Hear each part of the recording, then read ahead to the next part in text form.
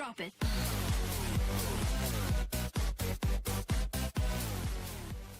Halo Sobat Nusantara, di video ini Ista akan mengajak sobat semua untuk mengetahui lebih dalam mengenai salah satu jenis peninggalan masa praksara beserta nilai-nilai budayanya.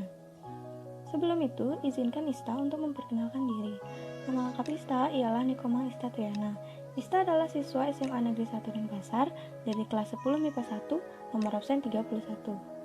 Benda peninggalan yang akan Ista bahas ditunjukkan oleh gambar tersebut. Apakah sobat tahu nama benda peninggalan itu? Jadi, nama benda tersebut adalah sarkofagus. Lebih tepatnya, sarkofagus yang ditemukan di Bali. Sebelum mengupas tuntas mengenai sarkofagus yang ditemukan di Bali, tentunya Sobat Nusantara harus mengetahui pengertian sarkofagus terlebih dahulu.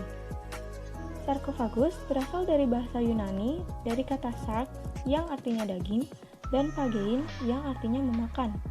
Jadi, sarkofagus berarti memakan daging atau pemakan daging. Sarkofagus merupakan peti mayat atau keranda batu yang berasal dari peninggalan budaya zaman megalitikum. Komponen-komponen yang akan Ista kupas tuntas mengenai peninggalan masa praaksara yang satu ini adalah tempat penemuan, bentuk penemuan, tipe dan ukuran penemuan, fungsi dan corak penemuan, keunikan benda, teknik pembuatan benda, dan nilai-nilai budaya yang dapat dipelajari dari peninggalan. Yang pertama, tempat penemuan. Sarkofagus di Bali paling banyak ditemukan di sebuah lokasi aktivitas pengerukan atau galian tanah di Suba Amping, Desa Keramas, Kecamatan Belah Batu, Kabupaten Gianyar. Terdapat 16 sarkofagus yang ditemukan di Desa Keramas sejak 1970-an. Sarkofagus terbaru yang ditemukan memiliki panjang 111 cm dengan lebar 64 cm.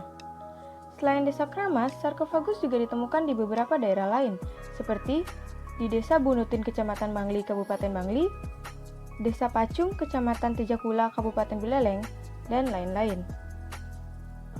Yang kedua, bentuk penemuan.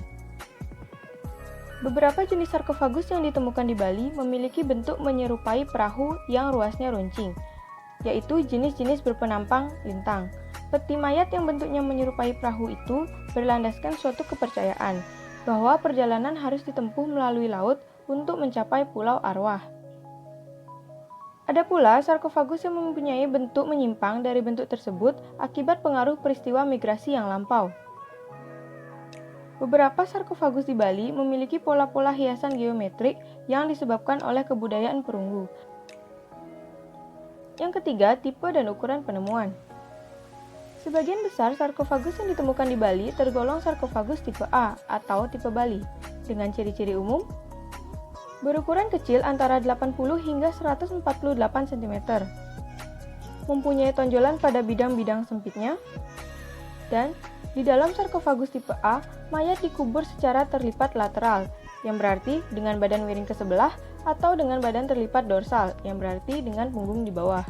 Sarkofagus tipe B yang berukuran sedang dan tanpa tonjolan, serta sarkofagus tipe C yang berukuran besar dengan tonjolan di tiap bidang wadah dan tutup, juga ditemukan di Bali, namun dalam jumlah yang sangat sedikit. Yang keempat, fungsi dan corak penemuan. Fungsi sarkofagus adalah sebagai tempat atau wadah untuk menyimpan mayat. Sarkofagus berasal dari tradisi zaman megalitikum atau batu besar yang pada waktu itu memiliki corak budaya dengan memanfaatkan bebatuan. Sarkofagus berbahan dasar batu agar lebih kuat dan tahan lama dalam menyimpan tubuh mayat. Pada sarkofagus terdapat tonjolan yang memiliki 3 fungsi, diantaranya ialah fungsi praktis, dekoratif, dan religius. Fungsi praktis pada tonjolan sarkofagus berfungsi sebagai alat bantu pada waktu pengangkutan. Fungsi dekoratif berfungsi sebagai bentuk histori atau cerita kehidupan dan melambangkan keindahan tonjolan-tonjolan yang berbentuk lukisan geometri. Fungsi religius berfungsi sebagai simbol pencegahan dari kekuatan jahat yang akan mengganggu arwah dalam perjalanannya ke alam baka. Yang kelima, keunikan benda yang ditemukan. Sarkofagus di Bali memiliki beberapa keunikan, diantaranya ialah dinamis. Sarkofagus dikatakan dinamis karena bentuk sarkofagus senantiasa mengalami perubahan seiring dengan perkembangan zaman. Yang kedua, posisi jenazahnya. Posisi jenazah yang dimasukkan dalam sarkofagus di Bali diletakkan dalam posisi dilipat. Hal ini menjadi keunikan karena sebagian besar jenazah yang dimasukkan ke dalam sarkofagus diletakkan dalam posisi terlentang.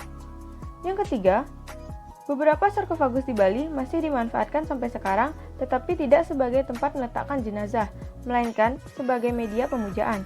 Salah satunya ialah di Desa Pacung, Kecamatan Tejepula, Kabupaten Buleleng. Masyarakat di sana selalu memuja sarkofagus dengan menghaturkan sesaji sebagai wujud rasa hormat kepada leluhur. Yang keenam, teknik pembuatan. Kebanyakan daripada sarkofagus yang ditemukan di Bali terbuat dari batu padas yang relatif lunak. Batu padas ini dibentuk menyerupai kawah untuk tempat meletakkan jenazah. Manusia pada masa itu memanfaatkan alat-alat dari batu untuk membuat kawah tersebut. Setelah itu akan dibuat tonjolan berbentuk kepala atau yang lainnya. Sarkofagus juga dihiasi dengan ukiran-ukiran seperti ukiran burung, manusia, geometris, dan lain-lain. Yang ketujuh, nilai-nilai budaya yang bisa dipelajari dari peninggalan. Yang pertama, kreativitas. Dilihat dari bentuk sarkofagus yang bervariasi, terbukti pada masa praksara manusia praksara selalu mengembangkan kreativitas mereka sehingga bentuk sarkofagus dapat berkembang. Yang kedua, memanfaatkan apa yang ada di sekitar. Pada zaman megalitikum yang didominasi oleh batu, sebagian besar peninggalan masa praksara terbuat dari batu. Salah satunya ialah sarkofagus. Artinya, manusia praksara memanfaatkan apa yang ada di sekitar mereka untuk membuat sarkofagus yang bermanfaat dalam kehidupan mereka. Nilai yang ketiga ialah kesetaraan derajat. Dahulu, sarkofagus memang hanya untuk orang yang memiliki strata sosial. Namun seiring berjalannya waktu, sarkofagus digunakan oleh anak-anak hingga orang dewasa. Yang berbeda ialah bekal kubur yang diberikan. Apabila orang yang meninggal berasal dari keluarga yang memiliki banyak kekayaan, maka banyak pula bekal kubur yang diberikan. Begitu pula sebaliknya. Ini berarti manusia pada masa praksara menggunakan sarkofagus dengan mengembangkan sikap kesetaraan antar sesama manusia. Apa Sobat Nusantara mengetahui apa tujuan dari mempelajari peninggalan masa praksara? Jangan hanya untuk memperoleh nilai 100 di kelas ya Sobat. Peninggalan masa praksara juga dapat memberikan nilai-nilai yang bermanfaat bagi kehidupan sehari-hari loh. Seperti yang dijelaskan di komponen nomor 7, sarkofagus memiliki beberapa nilai budaya yang dapat kita terapkan dalam kehidupan sehari-hari.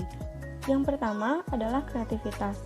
Alasan Sobat Nusantara harus menerapkan kreativitas dalam kehidupan sehari-hari adalah karena kreativitas dapat membuat Sobat menghasilkan sesuatu yang unik. Salah satu manfaat kreativitas dalam kehidupan sehari-hari adalah mengurangnya sampah plastik di bumi. Sampah plastik dapat menjadi sesuatu yang unik dan bermanfaat apabila Sobat Nusantara memanfaatkan kreativitas dalam proses daur ulangnya. Yang kedua, memanfaatkan apa yang ada di sekitar. Apabila Sobat Nusantara diminta membuat suatu kerajinan oleh Bapak atau Ibu guru, apakah Sobat akan langsung pergi keluar untuk membeli semua bahannya? Tentu tidak boleh ya Sobat. Sobat harus memeriksa terlebih dahulu apakah bahan yang diperlukan ada di rumah Sobat atau tidak. Apabila ada, maka manfaatkan bahan tersebut.